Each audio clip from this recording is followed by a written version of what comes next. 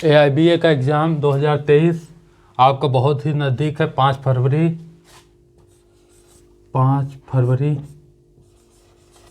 5 फरवरी इसकी डेट आ गई है। आपके एग्ज़ाम में संवैधानिक विधि, इंडियन कॉन्स्टिट्यूशन, जो कि 10 नंबर का आने वाला है आपके पेपर में। भारतीय दंड संहिता, ये आपका 8 नंबर का आने वाला है आपके एग्ज़ाम में। और दंड प्रक्रिया संहिता, ये आपका 10 नंबर का आने वाला है एग्ज़ाम में। वहीं सिविल प्रक्रिया संहिता CPC,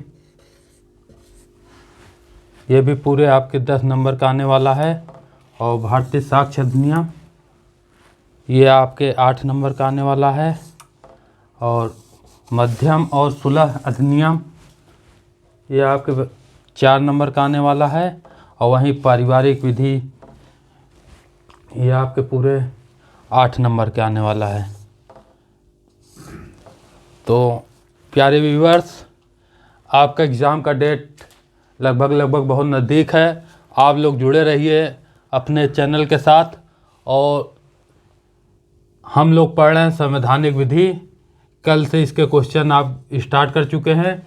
आज फिर से हम लोग संवैधानिक विधि पढ़ेंगे, इंडियन कॉन्स्टिट्यूशन, जो कि सभी के लिए बहुत ज़रूरी है। ना सिर्फ एडवोकेट के लिए, भारत के तमाम नागरिकों को इंडियन कॉन्स्टिट्यूशन तो पता ही होनी चाहिए। इंडियन कॉन्स्टिट्यूशन आपको पता होगी तो आप अपने हक और अधिकार को कहीं भी रख सकते हैं। तो आज हम लोग शुरू करते हैं इंडियन कॉन्स्टिट्यूशन। आपके सामने पहला क्वेश्चन ये रहा आज का। सूची 1 को सूची 2 से सम्मिलित कीजिए और सूचियों के नीचे दिए गए कूट की सहायता से सही उत्तर चुनिए। सूची 1, सूची 2, अनुच्छेद 39 किससे संबंधित है?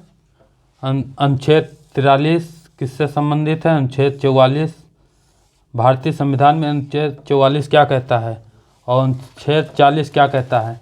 जल्दी से आप लोग अपने अपने जवाब कमेंट बॉक्स में दीजिए। तो अनुच्छेद 39 का भारतीय संविधान में निःशुल्क सहायता, सभी लोगों के लिए निःशुल्क सहायता की बात करता है। तो ए का ऑप्शन 4 हो जाएगा। निःशुल्क सहायता, सभी के लिए निःशुल्क सहायता की बात करता है अनुच्छेद 39 का। अनुच्छेद 43 किसकी बात करता है? तो अनुच्छेद 43 कामगारों के लिए निर्वाण मजदूरी, एक समान मजदूरी की बात अनुच्छेद 43 करता है। समान काम समान वेतन, समान काम पे समान वेतन, अनुच्छेद 43। सभी लोग स्क्रीनशॉट जल्दी लीजिए। अनुच्छेद 44 क्या कहता है? सभी लोग अपने अपने जवाब कमेंट बॉक्स में दीजिए। अनुच्छेद 44 समान सिविल संहिता, सभी के लिए एक समान सिविल संहिता की बात अनुच्छेद 44 करता है। और अनुच्छेद 40, भारतीय संविधान के अनुच्छेद 40 में क्या दिया गया है? अब सभी लोगों को पता होगा, इसका ऑप्शन 3 हो जाएगा। कार्यपालिका से न्यायपालिका का पृथक्करण के बारे में हमें अनुच्छेद 40 में दिया गया है। सभी लोग जल्दी से स्क्रीनशॉट लीजिए और सभी लोग पेन और कॉपी निकाल के लिसनिंग मोड में आ जाइए। हम शुरू करते हैं दूसरा क्वेश्चन आज का। दूसरा क्वेश्चन ये रहा आपके सामने, क्या 9वीं अनुसूची का पुनर्विलोकन किया जा सकता है? ऑप्शन ए हाँ, ऑप्शन बी नहीं, ऑप्शन सी केवल उच्च न्यायालय द्वारा, या ऑप्शन डी किसी के द्वारा नहीं। आप लोग जल्दी से अपने जवाब कमेंट बॉक्स में दीजिए। क्या 9वीं अनुसूची का पुनर्विलोकन किया जा सकता है? तो बिल्कुल किया जा सकता है। हाँ, आप लोगों का जवाब ए है। जल्दी सब लोग स्क्रीनशॉट लीजिए। आपका जवाब ए है। और 9वीं अनुसूची में 9वीं अनुसूची में कुल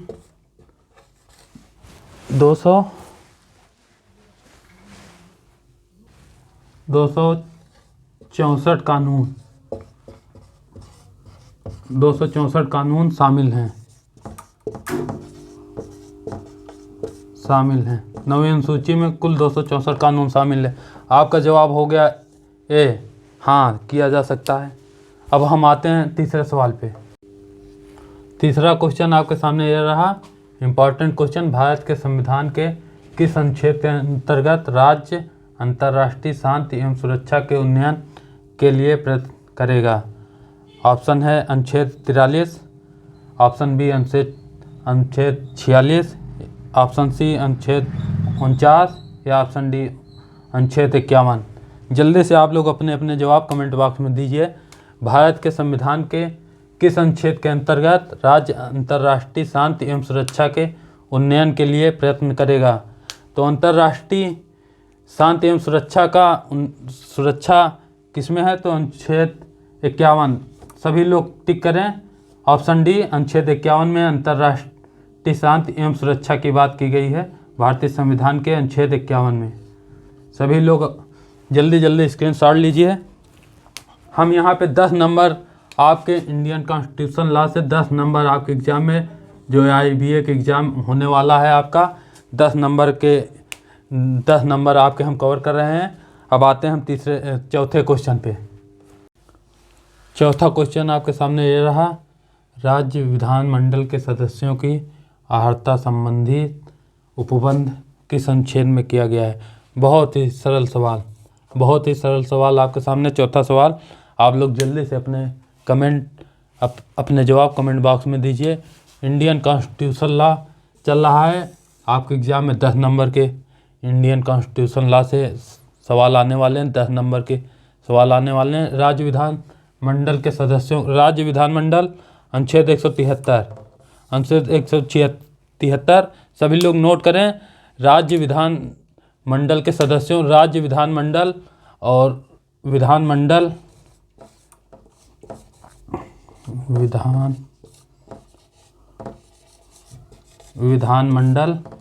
173 में दिया गया है अनुच्छेद 173। सभी लोग नोट करें और सभी विद्यार्थी अपने कॉपी और पेन लेकर लर्निंग मोड पे आ जाएं। इंडियन कॉन्स्टिट्यूशन की बात कर रहे हैं हम, तो सभी के लिए इंडियन कॉन्स्टिट्यूशन जानना बहुत ज़रूरी है।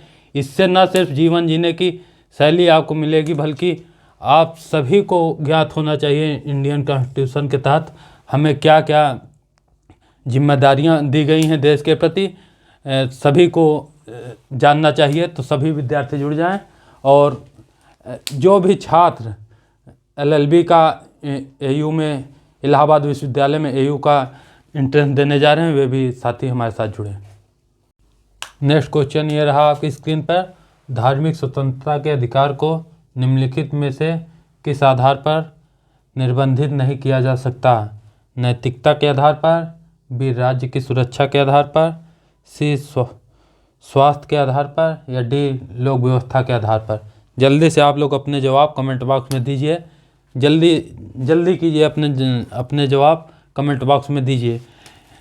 धार्मिक स्वतंत्रता के अधिकार को निम्नलिखित में से किस आधार पर निर्बंधित नहीं किया जा सकता? नैतिकता के आधार पर, राज्य की सुरक्षा के आधार पर। वेरी इंपॉर्टेंट क्वेश्चन, राज्य की सुरक्षा के आधार पर। सभी बच्चे स्क्रीनशॉट ले लें, राज्य की सुरक्षा के आधार पर। अब हम चलते हैं अगले क्वेश्चन पे। आपके सामने छठवां क्वेश्चन ये रहा, नेमो डिबेट विश्व स्तरीय सिद्धांत किससे संबंधित है? दोहरे परिसंकट से, स्वयं को अपराध में फंसाने से, सी कार्योत्तर विधि से, डी भूतलक्षी प्रवर्तन से।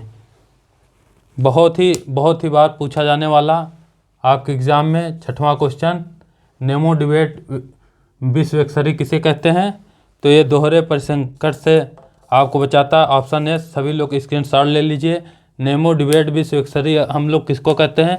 ये अधिकतर एक ही केस में, एक ही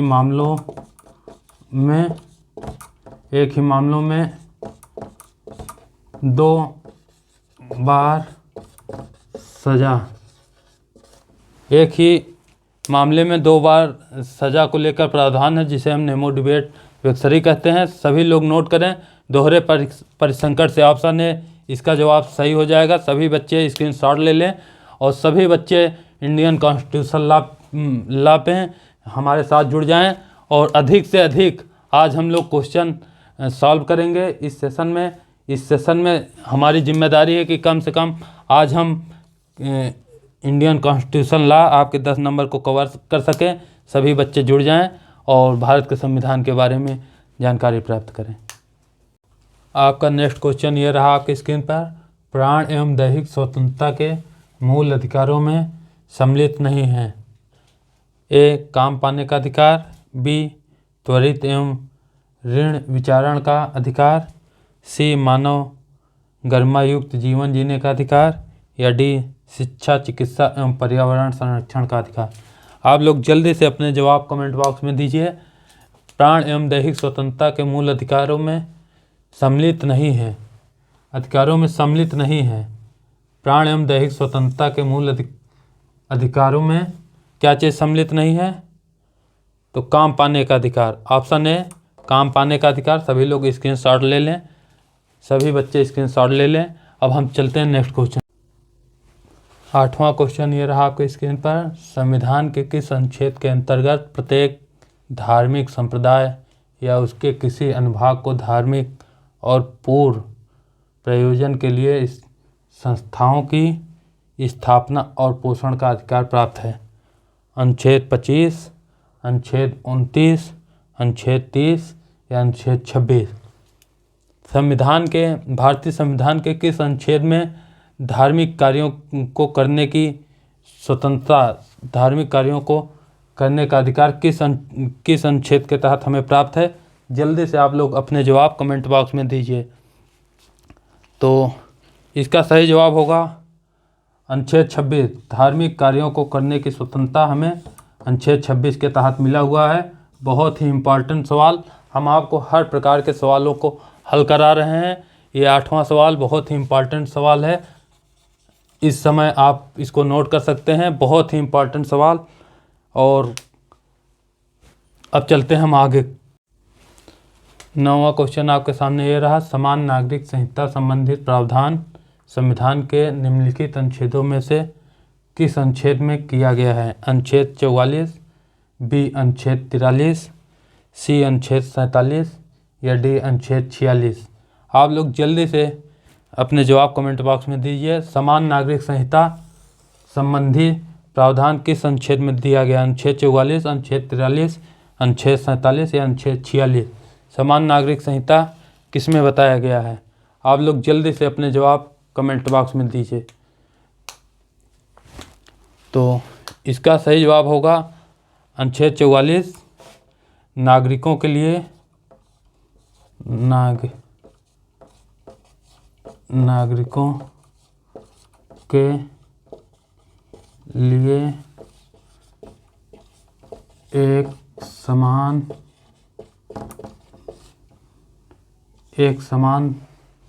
समानता की बात की गई है अनुच्छेद 44 में। सभी बच्चे स्क्रीनशॉट लीजिए। इसका सही जवाब होगा ऑप्शन ए, अनुच्छेद 44। समान नागरिक संहिता भारत में रहने वाले सभी नागरिकों को एक समान रखने की योग्यता अनुच्छेद 44 में दिया गया है। सभी बच्चे जल्दी स्क्रीनशॉट लीजिए। और AIBA का एग्ज़ाम आपका 5 फरवरी को होने वाला, 1 महीने से भी कम का समय बचा हुआ है। आप लोग जल्दी से इस जवाब का आंसर ए स्क्रीनशॉट लीजिए। अब हम लोग चलते हैं नेक्स्ट क्वेश्चन पे। 10वां क्वेश्चन ये रहा आपके सामने, अनुच्छेद 352 के अधीन निम्नलिखित में से किस आधार पर आपातकाल की घोषणा नहीं की जा सकती? ए, सशस्त्र विद्रोह के मामले में, बी, आंतरिक अशांति के मामले में, सी, युद्ध के मामले में या डी, बाहरी आक्रमण के मामले में? जल्दी से आप लोग अपने जवाब कमेंट बॉक्स में दीजिए। अनुच्छेद 352 के अधीन निम्नलिखित में से किस आधार पर आपातकाल की घोषणा नहीं की जा सकती? अनुच्छेद 352 हमें आपातकाल की घोषणा का प्रावधान देता है। अनुच्छेद 352 सभी बच्चे नोट करें। अनुच्छेद 352 हमें आपातकाल की घोषणा का प्रावधान देता है। आपातकाल की घोषणा राष्ट्रपति के द्वारा की जा सकती है। तो किस आधार पर नहीं की जा सकती? सशस्त्र विद्रोह के आधार पर, आंतरिक अशांति के आधार पर, युद्ध के आधार पर, बाह्य आक्रमण के आधार पर। तो इसका सही जवाब हो जाएगा इसका सही जवाब जल्दी से अपने कमेंट बॉक्स में दीजिए। सशस्त्र विद्रोह के आधार पर किया जा सकता है। युद्ध के दौरान आपातकाल की घोषणा की जा सकती है। बाहरी आक्रमण जब होता है तब भी की जा सकती है। तो आंतरिक अशांति के विरुद्ध नहीं किया जा सकता। सभी बच्चे स्क्रीनशॉट लीजिए। इसका सही जवाब हो जाएगा बी, आंतरिक अशांति के दौरान आपातकाल की घोषणा नहीं की जा सकती। अब हम लोग चलते हैं अपने नेक्स्ट क्वेश्चन पे। 11वां क्वेश्चन ये रहा आपके सामने। संविधान के किस अनुच्छेद में राष्ट्रपति पर महाभियोग चलाने की प्रक्रिया दी हुई है? अनुच्छेद 59, अनुच्छेद 60, अनुच्छेद 62 या अनुच्छेद 61 में? जल्दी से अपने जवाब कमेंट बॉक्स में दीजिए। संविधान के किस अनुच्छेद में राष्ट्रपति पर महाभियोग चलाने की प्रक्रिया दी हुई है? सीधे सीधे आपके कॉन्स्टिट्यूशन लॉ में दिए हुए अनुच्छेद से ये सवाल पूछा गया है। किस अनुच्छेद में, संविधान के किस अनुच्छेद में राष्ट्रपति पर महाभियोग चलाने की प्रक्रिया दी हुई है? तो अनुच्छेद, इसका जल्दी से अपने जवाब कमेंट बॉक्स में दीजिए। जल्दी से, आपका 1 महीने से भी कम का समय, 5 फरवरी नोट कर लीजिए सारे बच्चे। 1 महीने से भी कम का समय बचा है। जल्दी जल्दी अपने जवाब कमेंट बॉक्स में दीजिए। तो इसका सही जवाब हो जाएगा अनुच्छेद 61। जल्दी जल्दी स्क्रीनशॉट लीजिए बच्चों। संविधान के अनुच्छेद 61 में राष्ट्रपति पर महाभियोग चलाने की प्रक्रिया दी हुई है। अब हम लोग चलते हैं अगले सवाल पे। 12वां क्वेश्चन ये रहा आपके सामने। भारत के संविधान के अंतर्गत उत्तरदायी सरकार का आधार है? अनुच्छेद 53, अनुच्छेद 75(3), अनुच्छेद 74(1), अनुच्छेद 75(1). जल्दी से अपने जवाब दीजिए। भारत के संविधान के अंतर्गत उत्तरदायी सरकार का आधार है? अनुच्छेद 53, अनुच्छेद 75(3), अनुच्छेद 74(1) या अनुच्छेद 75(1). तो इसका सही जवाब हो जाएगा अनुच्छेद 75(3). अनुच्छेद 75(3) में हमें मंत्रियों के बारे में दिया गया है। जल्दी से स्क्रीनशॉट लीजिए। अब हम चलते हैं अगले क्वेश्चन पे। 13वां क्वेश्चन ये रहा। भारत के उच्चतम न्यायालय को संविधान ने निम्नलिखित अनुच्छेदों में से किस अनुच्छेद के अंतर्गत अपने निर्णयों के पुनर्विलोकन की शक्ति प्रदान किया है? तो आपका ऑप्शन ये रहे अनुच्छेद 135, बी अनुच्छेद 136, सी अनुच्छेद 137 या डी अनुच्छेद 138। जल्दी से इसका जवाब दीजिए। भारत के उच्चतम न्यायालय को संविधान ने निम्नलिखित अनुच्छेदों में से किस अनुच्छेद के अंतर्गत अपने निर्णयों के पुनर्विलोकन की शक्ति प्रदान की है? तो जल्दी से बच्चों इसके जवाब आप लोग कमेंट बॉक्स में दीजिए। तो इसका सही जवाब हो जाएगा सी, अनुच्छेद 137। अनुच्छेद 137 में उच्चतम न्यायालय को संविधान ने अपने निर्णयों के पुनर्विलोकन की शक्ति दी हुई है। जल्दी से स्क्रीनशॉट लीजिए। अब हम लोग चलते हैं नेक्स्ट क्वेश्चन पे। 14 नंबर क्वेश्चन ये रहा आपके सामने। भारत के संविधान के किस अनुच्छेद के अंतर्गत वार्षिक बजट पेश किया जाता है?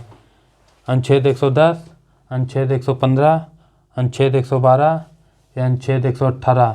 जल्दी से अपने अपने जवाब कमेंट बॉक्स में दीजिए। इंडियन कॉन्स्टिट्यूशन लॉ पढ़ाया जा रहा है। सभी एक दिवसीय वनडे एग्जाम में पूछे जाने वाले प्रश्न हम आपको हल करवा रहे हैं।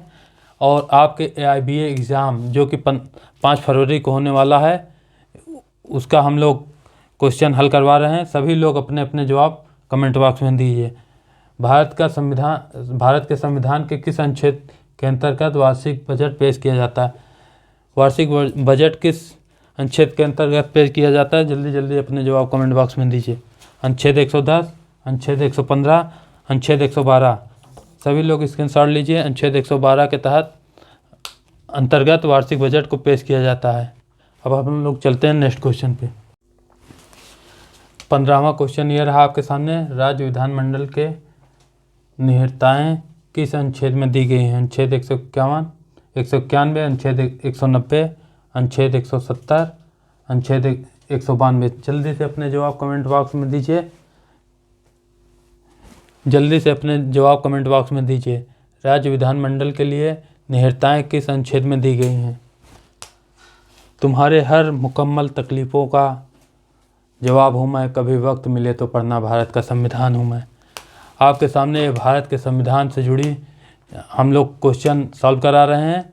तो इसका सही जवाब हो जाएगा राज्य विधानमंडल का अनुच्छेद 191 में दिया हुआ है। सभी लोग स्क्रीनशॉट लीजिए। 191 आपका सही ऑप्शन हो जाएगा, ऑप्शन ए। सभी छात्र जो भी हैं हमारे चैनल को सब्सक्राइब करें और ऐसी ही वीडियो पाने के लिए, नॉलेजफुल वीडियो को पाने के लिए ऑल पे क्लिक करें।